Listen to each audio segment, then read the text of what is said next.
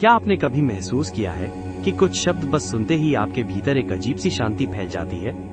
ऐसे शब्द जो न सिर्फ कानों से बल्कि आत्मा से सुने जाते हैं। आज हम बात कर रहे हैं एक ऐसे ही मंत्र की जो वेदों में सबसे शक्तिशाली माना गया है, जिसकी ध्वनि को ब्रह्मांड की ऊर्जा से जोड़ा गया है। गायत्री मंत्र। ओम भूर्भुवः स्वः तत्सवितुर्वरेण्यं भर्गो देवस्य धीमहि धियो यो नः प्रचोदयात्। ये सिर्फ एक धार्मिक मंत्र नहीं है, ये एक ध्वनि विज्ञान है। ऋग्वेद, जो कि विश्व का सबसे प्राचीन ग्रंथ है, उसमें कहा गया है कि गायत्री मंत्र सौर ऊर्जा का आध्यात्मिक स्वरूप है। ये मंत्र सूर्य को समर्पित है, लेकिन सूर्य सिर्फ रोशनी नहीं देता, वो चेतना और जीवन भी देता है। आधुनिक विज्ञान भी अब ये मानता है कि जब हम गायत्री मंत्र का जाप करते हैं, हमारे दिमाग में थीटा और अल्फा वेव्स उत्पन्न होती हैं।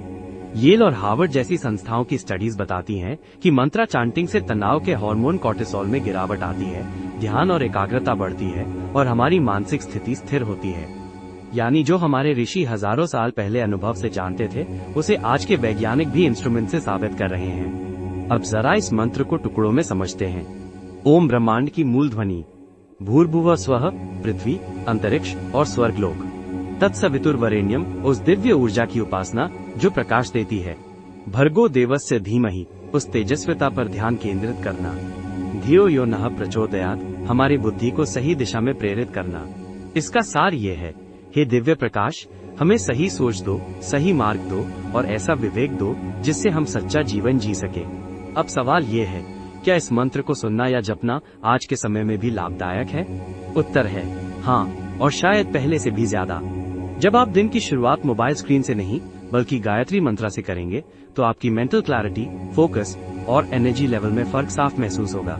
सिर्फ 5 मिनट रोज शांत मन से धीरे धीरे चांट कीजिए। आपका मन, शरीर और ऊर्जा तीनों एक सिंक में आ जाएंगे।